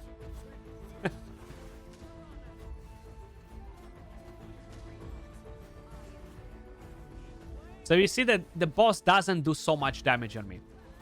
But if you're basically trying to push this boss day by day, so basically you're completing all the available levels every single day. You're getting 3 levels per day, if I remember it correctly. You will challenge when you get to it. You know, like, it's going to be challenging, and you will have to run the right things in order to defeat it. Block debuffs, cleanse, resistance being as the best options out there, you know.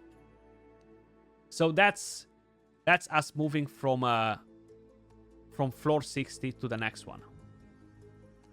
Let's see what are the following rewards that we will collect from here, you know. So we do have epic scrolls. We have more Heliolite dices. Every 20 levels, you're getting a Heliolite dice. Philosopher's Stones, which are massive because this will allow you to make epic gear into legendary. Awesome stuff. And yeah, legendary scrolls. More epic scrolls, which are definitely needed. And once you are reaching milestones, like I've just done right now, you collect heroes. So this is collected at level 60. And Gum, a Radiance hero, when inflicting a debuff on an enemy, there's a 30% chance of dispelling a debuff from a random ally. Pretty nice. Deals radiant damage to enemies within range with a chance of inflicting blind and attack penalty, but is the small version of attack penalty. That's why I dislike the hero. I do hope that next season they will buff him to do attack penalty too. Then we have the ultimate. Launches 3 attacks dealing radiant damage to enemies within range with a chance of inflicting stun for 5 seconds. A pretty good range, and the good part about him is that he's going to be very helpful against waves. Do the stones don't carry over? No. Increases all allies' resistance by 40 in all battles. Then, of course, you will be getting a legendary artifact if you manage to defeat the whole labyrinth. That will be very hard, will be very challenging. You were planning on saving them all? No, no point, no. But this is as the battle starts, you're gonna gain a shield. I don't find it that interesting.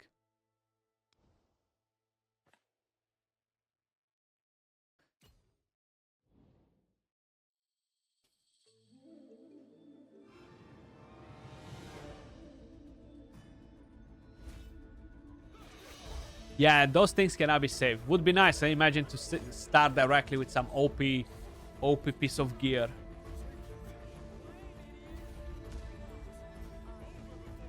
You see, you're only really getting Philosopher's Stones once you move more into the end game, because that's when you farmed enough gear and you can decide, okay, I want to make this piece legendary because it's got tier. That's how people will get the best pieces of gear that they will have on their accounts, you know.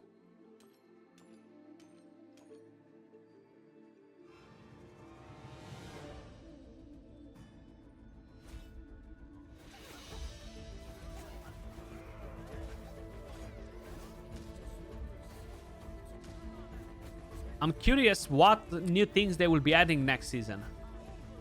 Like I'm looking forward to it. Very curious. Okay,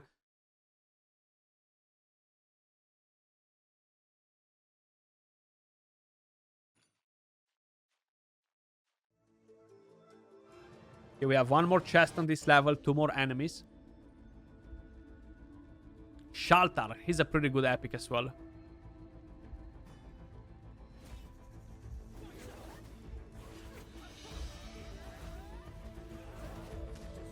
Okay, we got that killing prohibition. Dauntless heroes are awesome for their basic attacks. Like, give them a lot of attack speed, and they'll be doing so much damage. You know. I feel like they managed to do a very unique thing with all of the elements, right? Like you have the Dauntless, super powerful with the basic attacks. Then you have the Frost heroes. You do need to have the Frost debuff to bump their damage up. You have the Wild heroes, kind of like gamblers, right? The Necrosis with their summons. The Radiance with their Rally. And I'm always saying Rally, but it's Rally. Your biggest upset is the mid-season paywall, which is what in your opinion? I feel like the mid-season, it just gives you a bit of a break from pushing all the content to allow you to build your teams better, to farm more gear and stuff like this, you know? Like, I personally haven't spent anything crazy in this game, and the good thing is that next season will be a completely different game for all of you guys that didn't play beta, for example, because you already have some awesome heroes to start with directly, you know? So that's very, very helpful.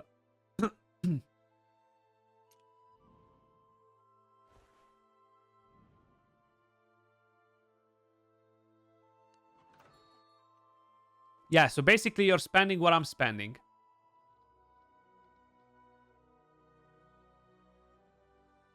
Yeah, I feel like once you're going... Because you still have 40 days left of the season, you know?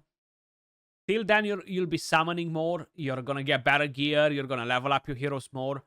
That's when you're going to be able to beat them. What I think is that you're up to date with all the content.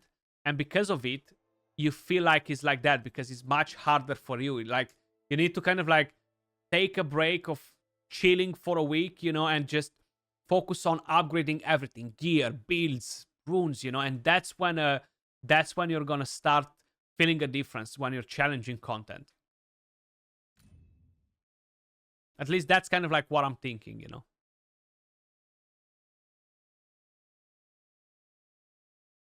Yeah, I think you're just rushing on them too quick.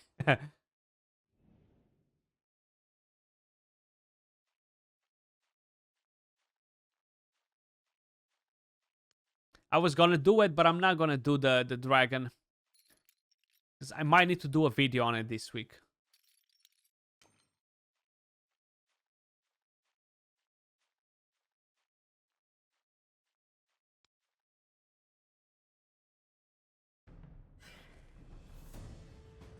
So let's do another run in here.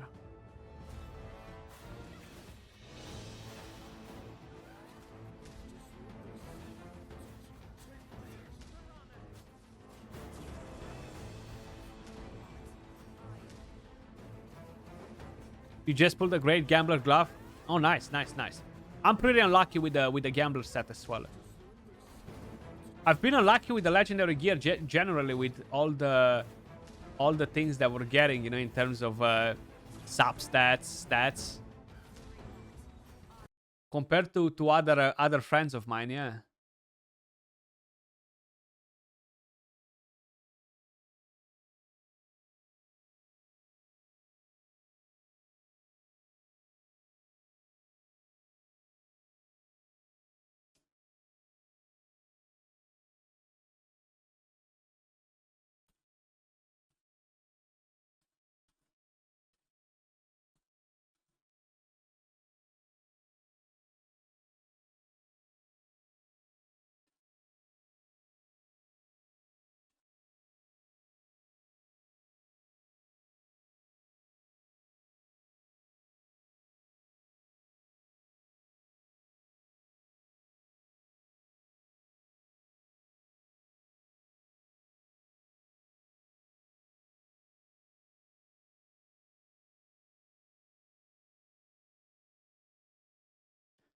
If it rolls well, you send a screenshot, please, yeah. So I'm thinking how I could up my damage on this, but Dane seems to do a pretty decent damage. I need to try Erich to see how well is Erich doing in here.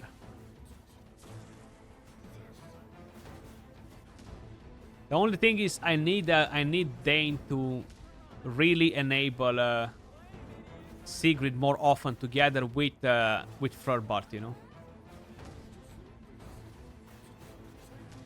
I'll show you after, guys, some of the best pieces of gear that I have.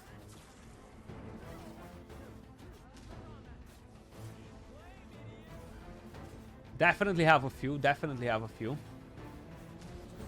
Sigrid, preferably, she does need 100% crit rate loot pool if you want to get the most out of her in terms of damage, yeah.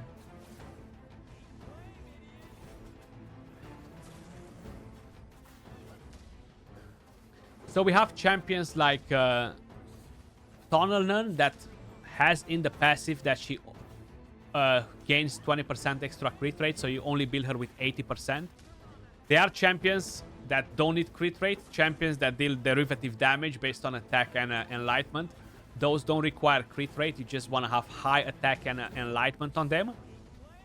And there are other champions that need the crit rate and the crit damage and attack, you know.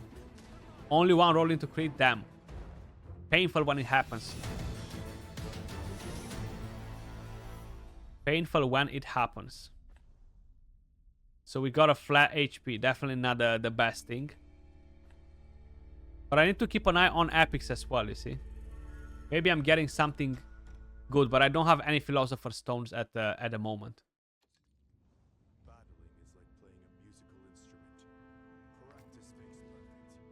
So this is one of the best chess pieces that I have on the entire account. Crit rate, accuracy, crit damage. Then let's see what other ones we have.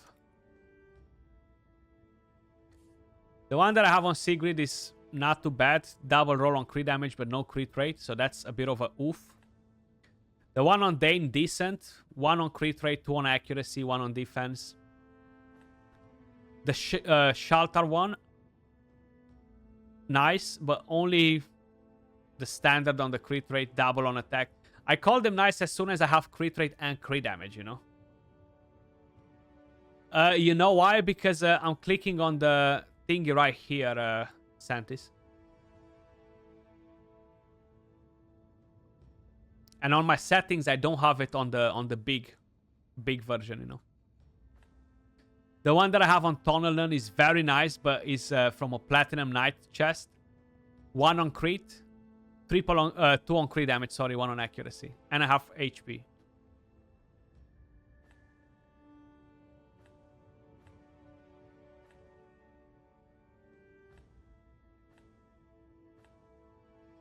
And I got this one on Voresh.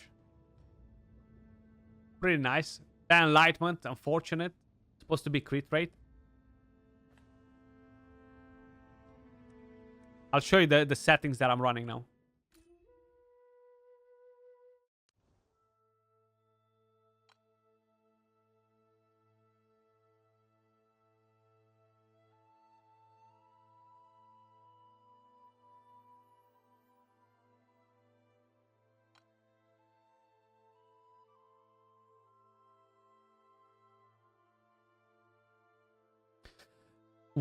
I mean, I don't think so, because you're going to start with newer heroes. It's going to be easier for you to push the content.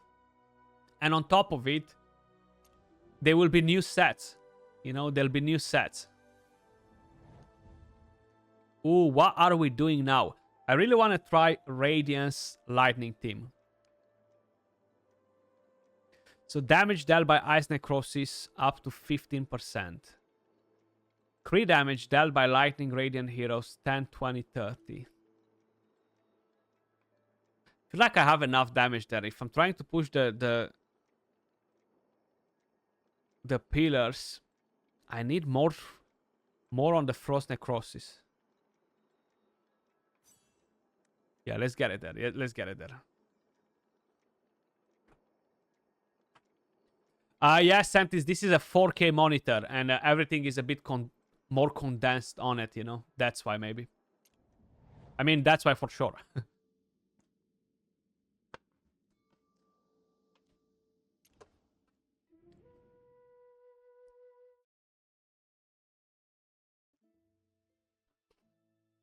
That's why for show.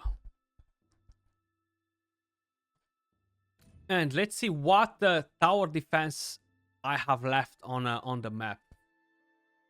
I'm sure I have a few of them left around that I haven't beat yet.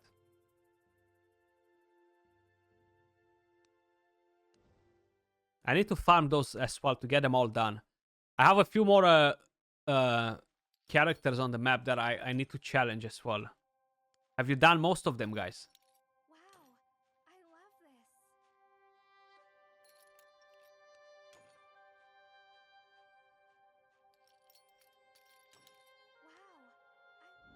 Wow. Collect all these ores.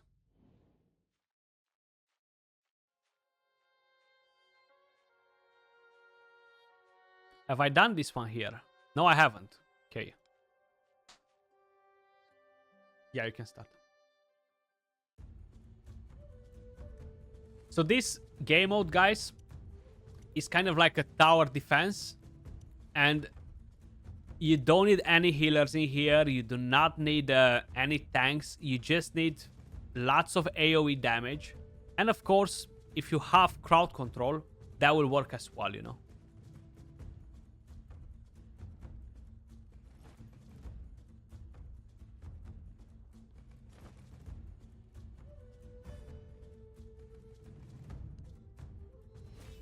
You have a few?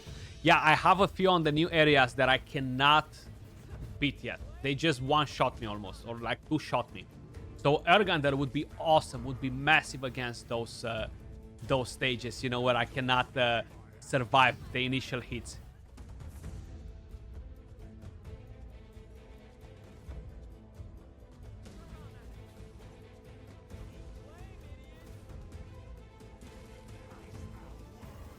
I think once I'm going to summon some of the OP arena champions, I will do a banner summoning for Ergander, you know, just to have him.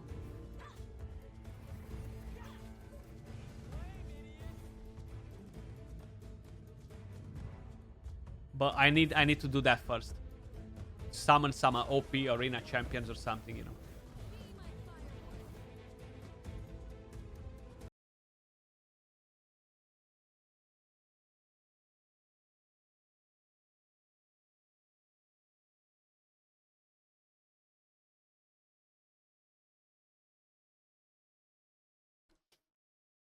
What do we have?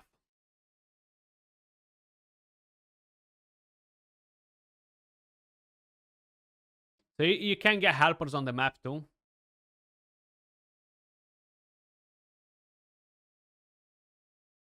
To boost a little bit the damage. Let's just say you might not have enough firepower in your team, you know.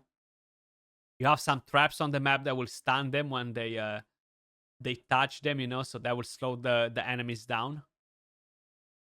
These are pretty interesting, fun game modes, you know. They're not many towers, but they're scattered on the map, you know, and they're fun, they're interesting. I tend to mark them now because sometimes you might not have, especially at the beginning, you might not have enough DPS champions to defeat them, you know. You might have 2 or 3 support heroes, and it's hard to get that done like that, you know. So I tend to mark them, to know where to find them.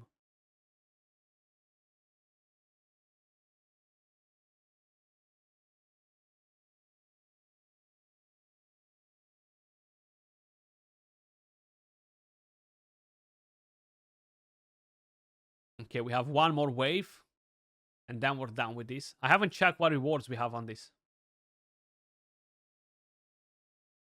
There we go, the big guy. He didn't stood a chance.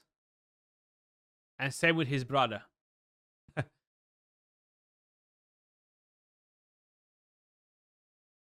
Yeah, Santis, that's kind of like how you counter all this. That's the good part about Metamorph, actually. Yeah.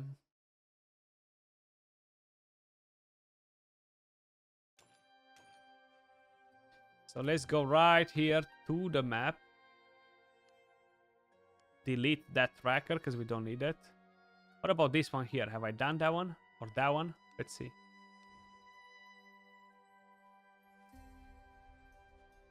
Oh, I've done this one.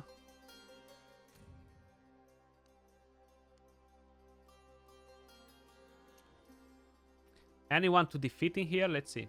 Anyone to challenge? No. Okay, let's go. Let's go to the next town. I'm curious, what have I saved here? Probably is a boss that I'm trying to challenge. But who is it? Definitely not Angela. She doesn't seem the right material. Let's see in the tavern. Ah, Gillian. Yeah, she was too strong. Let's see, can I challenge her now?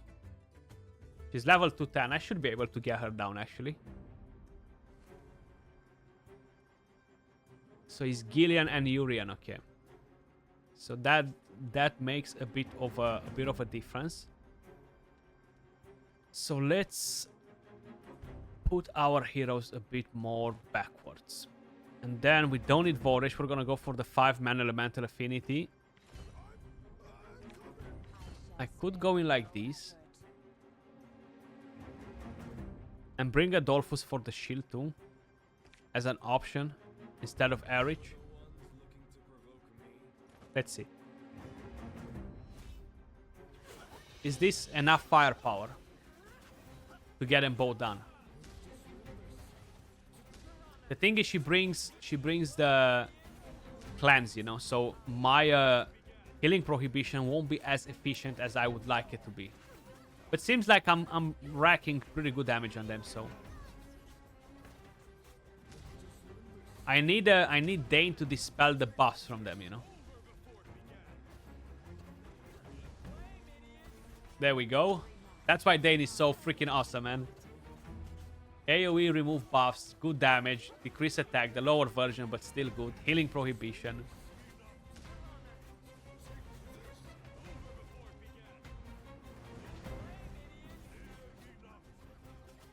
When they're under 50% HP, you steal their buffs, which is even better. I feel like I could have brought in a tunnel in here and I was going to melt this.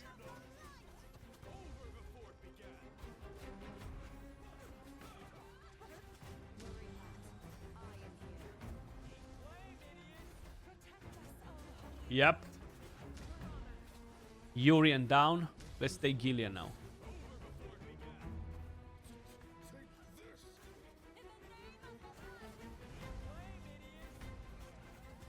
How many of you guys have Gillian? Or does anyone have Gillian?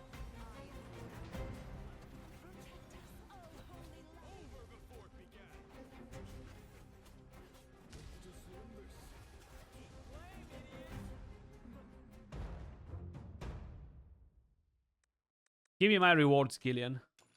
20 gems. Starlight dice. Okay. I like it. So let's go and get Clovis now. I have only 4 summons.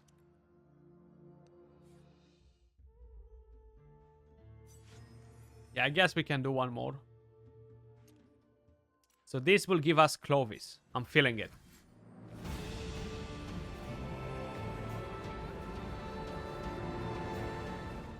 Ah, Caraman. Close, close, close.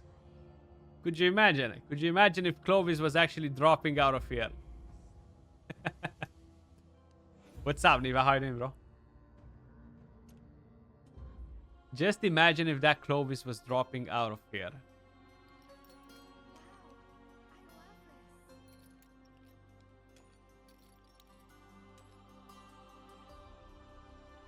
Let me actually remove my mark from here to know that I've been here, defeated it, and I don't have to worry about it, you know.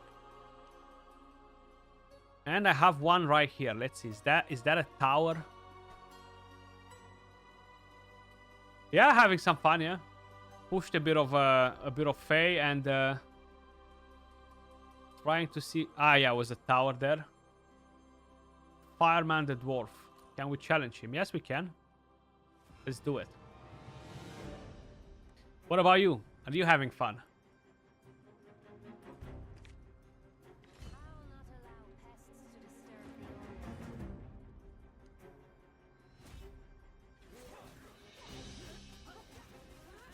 Yeah, I'm going to do some of the duels. I have quite a few scattered left on the... a few scattered that are left on the map, and I'm trying to knock them down, yeah.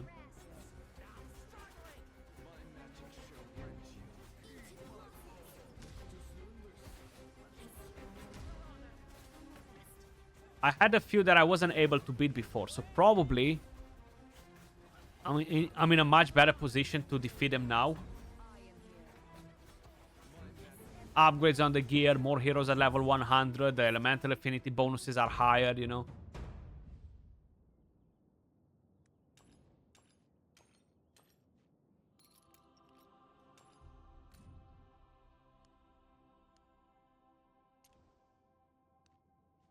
Let's see, Bay Ridge Guard.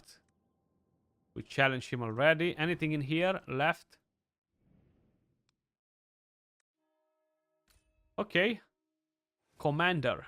Let's challenge him as well.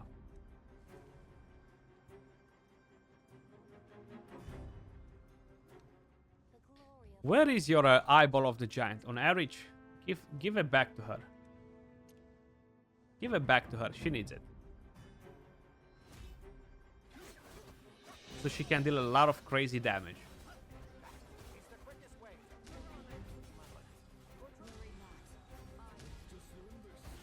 Clovis. He's like, there you go, Skratch. You summon me. You need to fight a commander also. Yeah, definitely try to get him knocked out of the park. The earlier the better, of course.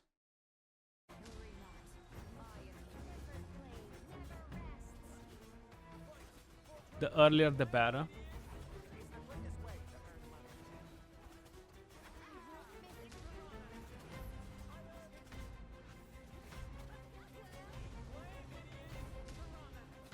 They do give decent rewards. Nothing too crazy, but they're decent, you know. Better than nothing. They add up, all of them, you know. Especially the crystals.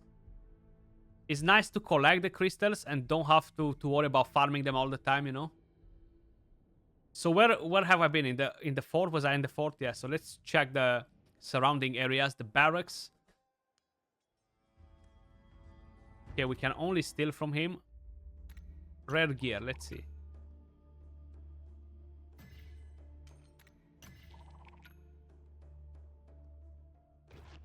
Uh-oh, we're getting caught.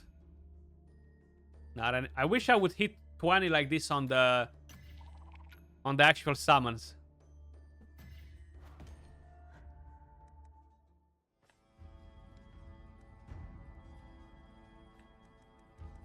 Okay, steal. What can we steal from you?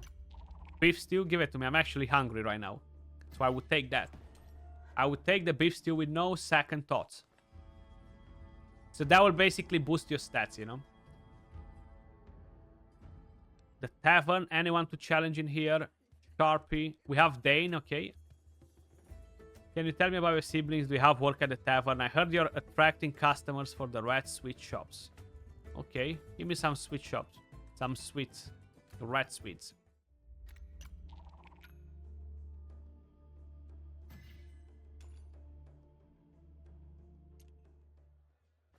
Okay. Man in grey hood. Oh, this is another quest here. Okay. How did I miss that one? Ah, you're just giving him that. Okay, yeah. I was gonna say. No way I just missed tons of quests, you know.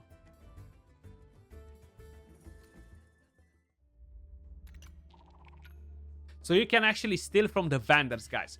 There are a lot of different characters that you will meet on in the open world, and they are the vendors, the traders that can sell you stuff, and at the same time you can steal things from them, you know. I think that's a pretty awesome awesome thing. And we can challenge this guy right here. Let's do it.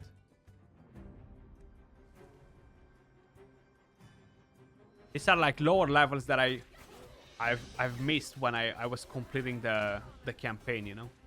Next season I gotta be paying more attention to all this.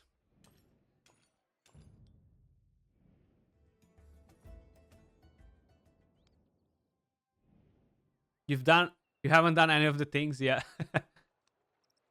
Lily, who's your elder sister? You wanna tell us? Who's Lily? Nico, who's your dad? So the merchant, for example, there you go. You can trade, so it has different goods that it will trade with you. Let's purchase that actually. Let's purchase that too, because I have some philosopher's stones. Yo, what's up, Mason? No, you don't have to start over on the Steam version. Of course, you can connect your game as regularly, you know. Is he trading tomatoes? No. And then you can steal. You can sell things to him as well, of course, like your gear or other items that you don't plan on using anymore. Just finished a skit for a project. Awesome, bro. Yeah, I am on late today, but I'm about to call it in a minute, actually. I'm just going to clear up the whole area here, see if I have anything else left. Okay, so we've done the market, Tarek's barracks, residence, and we have the port left in the city, right? Okay, nothing here. What about at the port? So we can trade with him. What does he have? Nothing. Just everybody's with red sweets here, man. We'll get a salmon because this allows us to make the salmon stew and the fish stew, and that gives us defense and accuracy. So this area marked as clear. Okay, let me steal from you, kid. Give me your ores. You don't need them. I'm not gonna use them. Wow, how beautiful. I've never... You can fish in here, actually. Yeah? I forgot about it. I haven't done it in ages, you know.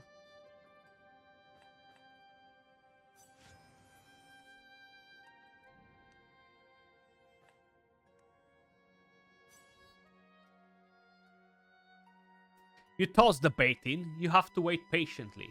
That's how fishing usually goes, indeed. And then you'll be getting an awesome, awesome thing, you know.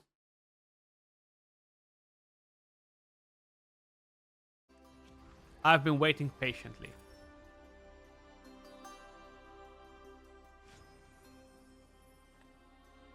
Glowing fish eggs. That's what we got. We weren't that lucky this time around.